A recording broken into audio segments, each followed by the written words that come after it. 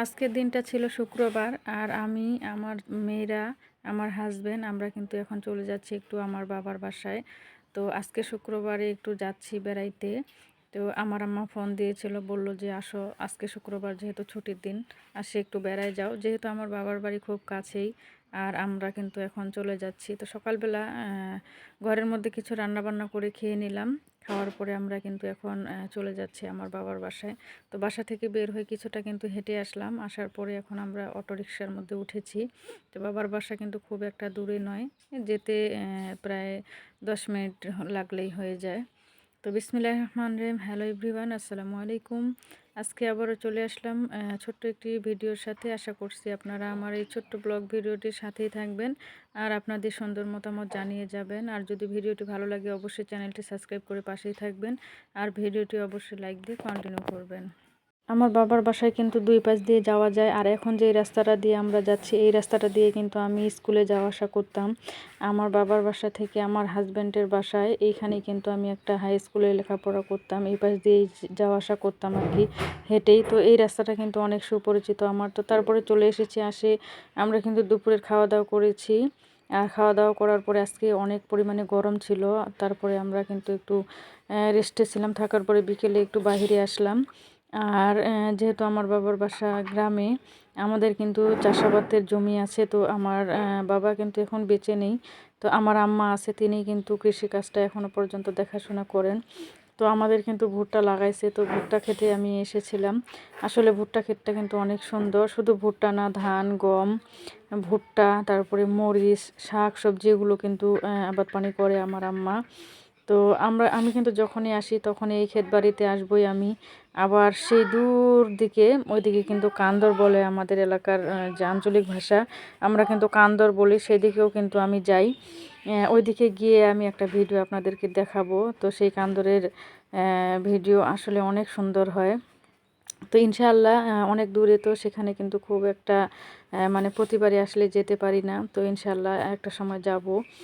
আর ভুট্টার ক্ষেতের পাশেই কিন্তু আমি ক্যামেরাটা অন করলাম, অন করে কিন্তু ভিডিও করতে শুরু করলাম।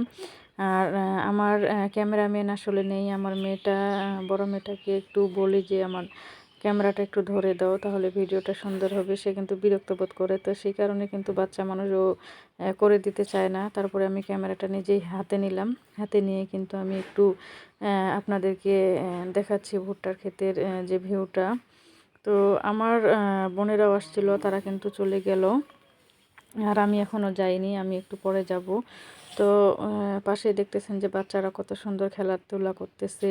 তো সেটাও একটু কিন্তু ক্যামেরাবন্দি করলাম। আর আমার কাছে কিন্তু অনেক বেশি ভালো লাগলো তাদের খেলাধুলা দেখে। আমরা কত না খেলা করতাম ছোটোবেলায়, এরকম কত না সুন্দর মুহূর্তটা ছিল। তারপরে কিন্তু প্রায় মাগরিবের আজানের আগে, আর আমাদের বাড়ির একেবারে পাশেই এই পুকুরটাতে আমরা কিন্তু বসে থাকতাম বিকেলে।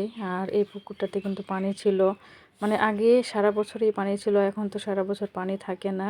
এখানে আমরা কত গোসল করছি, প্রতিদিন সাঁতার কেটেছি, কত সুন্দর এই পুকুরটা। আর আমরা মাছ ধরতাম।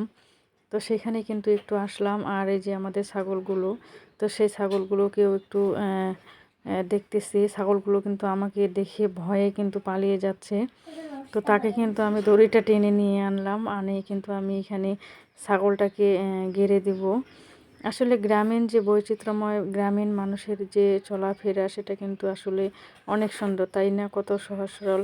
আমি কিন্তু ছাগলটাকে এখন একটু লাঠি দিয়ে একটু ঘেরে দিলাম। দিয়ে কিন্তু আমি একটু ছাগলটাকে নাড়ানাড়ি করতেছি। তো ছাগল তো দেখে অনেক ভয় পেয়েছে, বলতেছে যে আমাকে আবার কেন দড়ি ধরে টানাটানি করতেছে, এরকম একটা ব্যাপার। তো আমার ভাতিজিগুলাকে নিয়ে আমরা কিন্তু এখানে বসেছিলাম অনেকক্ষণ। তো আমি একটু নিচের দিকে নামলাম, নিচে নামে অনুভূতি করলাম যে এই পুকুরের মধ্যে আমরা কতই না গোসল করতাম, আমাদের শৈশবটা কতই না সুন্দর ছিল। আসলে অনেকগুলো বাচ্চা একসাথে সাঁতার কাটতাম, মাছ ধরতাম, সেই দিনগুলো কিন্তু এখন আর নেই। এখনকার যে বাচ্চাগুলো, তারা কিন্তু আমাদের মতো এরকম সুন্দর শৈশব পায় না। এখনকার বাচ্চাগুলো কিন্তু সব সময় ঘরের ভিতরে থাকে, মোবাইল দেখে, এইগুলাই কিন্তু করে। আমরা কিন্তু এরকম করতাম না। আমাদের শৈশবটা কিন্তু অনেক সুন্দর ছিল, বাহিরের প্রাকৃতিক সাথে দৌড়াদৌড়ি, ঝাপাঝাপি, সবাই মিলে একসাথে খেলাধুলা। তারপরে কিন্তু আমি বাচ্চাদের সাথে একটু বসে পড়লাম, আর বসে কিন্তু একটু আমার ভাগিনীগুলোকে বললাম যে একটু ক্যামেরাটা ধরো, আমি একটু বসে থাকি এখানে। তো আমি কিন্তু একটু বসে তাদের সাথে একটু কথা বললাম, কথা বলে কিছুটা সময় কাটালাম। তারপরে কিন্তু আমি পুকুরের যে চারপাশটা সেটা একটু ক্যামেরাবন্দি করলাম। তো আমি জানি না আমার এই ভিডিওটা আপনাদের কাছে কেমন লেগেছে। যদি এই গ্রামের ভিডিওটা ভালো লাগে অবশ্যই আপনাদের মতামত জানাবেন। আর ইনশাআল্লাহ অন্য ভিডিওতে দেখা হবে। সবাই ভালো থাকবেন। আল্লাহ হাফিজ।